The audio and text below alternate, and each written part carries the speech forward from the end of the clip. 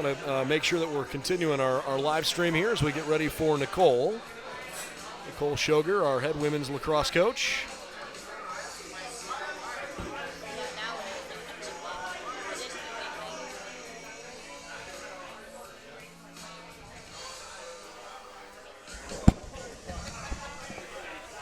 Nicholle, how are you? Good. How are you? I'm great. It's great to see you. I know. I haven't seen you in a while. It's been too long. I know. That's just kind of how it goes in season. Yeah.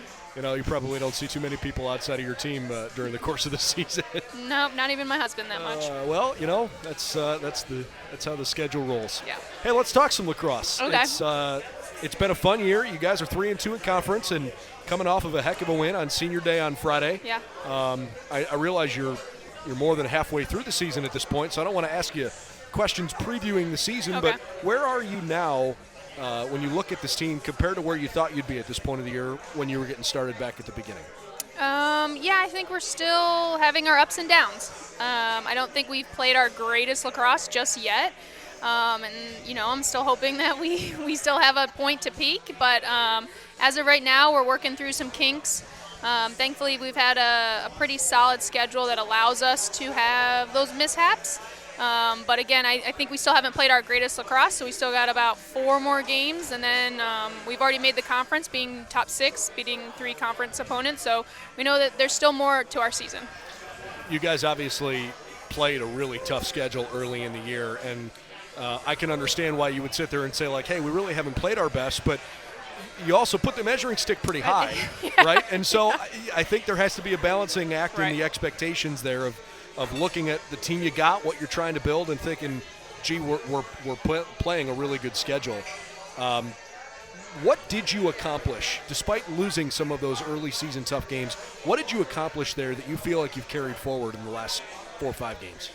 I think just, you know, building upon each game, I think we have gotten better every game, right? Like, do I think we could be in a better spot right now? Sure. But I think every single game we're building off of it, and we're finally figuring out our starting lineup. I think that's been something that we played around with a roster of 26 now. We started out with 31, but we had a larger roster. So trying to figure out a starting lineup was really, really tough. People were, you know, challenging one another, and we were trying to figure out what the right chemistry.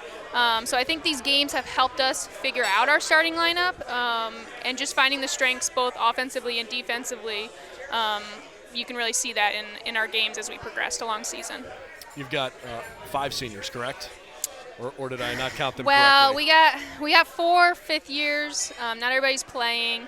And then we got 3 seniors, a junior that's graduating early. So. Okay, so when I saw the roster, it said 5. I immediately kind of went, I don't know if that's totally right, but it's a good starting point for the group that you think is playing their final year for you. Yes. Tell us what that particular group has meant to the program. Yeah, I mean, I think we have, you know, Maddie Ray, who's been now 4 years since she transferred, so she's really kind of a true senior, even though she's a 5th year. And she's always elevated our attacking unit. I mean, you can see it on everybody's opposing scouts. You know, they're always shouting out, she's a shooter, she's a shooter. I think Sid Chamberlain, she's finally having a standout year for us. She's finally assisting and scoring, and you know, she's having a standout year. I think she's like 2nd in points, 3rd in points for us. And then just, you know, as anchors for our defense, you got Ashley Hildreth in goal. She's been there for 5 years. I will say it time and time again. She is, I think, the #1 goalkeeper in the OAC. And I think she's come up really big for us in big games, but also kept us in games that, you know, we shouldn't have probably stayed in as long as we possibly could have. Year 5 for you. Yeah. And sorry, I don't mean to make you feel like, wow, it's been that long. But the reality is it's, you know, you've had a time now to kind of stamp the program with your identity, your brand. Yeah. For folks that haven't seen your teams play these last few years, especially considering the COVID challenges and all that, when your group is playing at its best, what does that look like? It's a team effort. I mean, we don't really work plays around specific players on the offensive side. So you saw, like, when we were hot in Marietta, we had 8 different goal scorers. You know, defensively, we're not a team that's going to sit back. So we want to, you know, make other offenses feel that pressure. So I think it's kind of like a in-your-face kind of thing. Like on the offensive side, we want to play fast but smart. And then on the defensive side, we don't want them to ever feel comfortable. I realize that the conference in general, I think, has gotten stronger the last couple years. When women's lacrosse in the OAC first started, it felt like it was really top-heavy. Yeah. There were a couple of schools, including BW, that seemed to just kind of have a different caliber of program. But, boy, the bottom schools in the league have really elevated their play. And I think, to me, that's why it's been fun to follow, because you're watching games that feel more competitive now. How would you describe the brand of lacrosse in this league? I feel like we've had some stellar coaches that have stayed around for a while, which have allowed the growth of the game to accelerate. I think we're a little bit still under the radar, but then you've got people that were receiving votes like this week. Like John Carroll was receiving votes this week. Mount Union was receiving votes this week. Capital, who's 13-0 right now, 12-0 right now, that's crushing. So I think we're still kept under the radar, but our name's getting out there, and I think that's because other programs in the OAC are playing tougher schedules. So in the past, we just haven't played as tough of schedules to see those regional rankings and for people to, know who Baldwin Wallace is and who John Carroll is, up in Cleveland. So I think it's, it's growing, and it's growing because we've been around long enough now, and, coaches are kind of upping their, schedule a little bit more. Sure.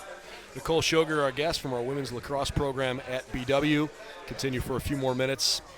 As you kind of project forward for the rest of the season, I know that the schedule's kind of shrinking, right? You're kind of looking at it and go, gee, there's only a few more games here. But to your point, you've made the conference tournament. What are you trying to accomplish here in these last few games, aside from the obvious of we're playing to win?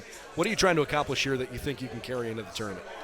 Yeah, I think what we're vying for now is finishing in the 3 or 4 spot to host. I don't want us to go travel for that play-in game. So, we are still working at, beating the rest of the conference. And it's going to be a tough schedule. I mean, we've got, who's up next? Otterbein.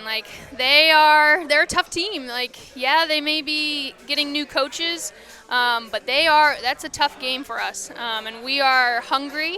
And so we got to look forward, but we got to work really hard to be able to finish in the 3 or 4 spot right now, so that we don't have to travel for the first play-in game. From a recruiting perspective, lacrosse obviously is still, I guess, newer in the Midwest. Everybody at this point probably knows that it's a sport that, really dominated out on the East Coast for a long time. Yeah.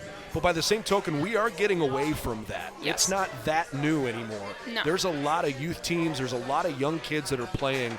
How have you seen, now that some of the kids that are playing in your program, they've played for 10 years before they've come to college. How are you seeing the play at the high school level elevated to where maybe it's changing your approach or your style in recruiting?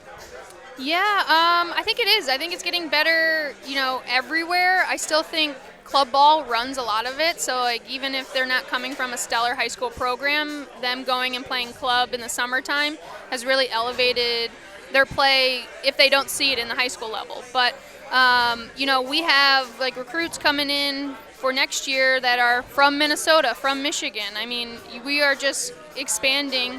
And that's something that's with our location in general, being so close to the Cleveland International Airport. But the sky's the limit. I mean, we're finding players in Florida. We're finding players pretty much everywhere. So, if you're a good lacrosse player, reach out to us. Let us know, because it doesn't matter where you're coming from.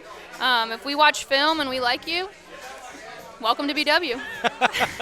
What is the easiest way for young ladies or for their families to get a hold of you? I would say either just by email. There's so many recruiting websites that have our email in it, but then on top of it is our cell phone. So, if I don't get back to you in an email, shoot me a text. I'm way quicker with somebody that's texting me. Fair enough. One more question, and it's maybe more on a personal side. You're a coach who's been in the business for a while, but you're also working on starting a family, and you've got a lot going on in your personal life.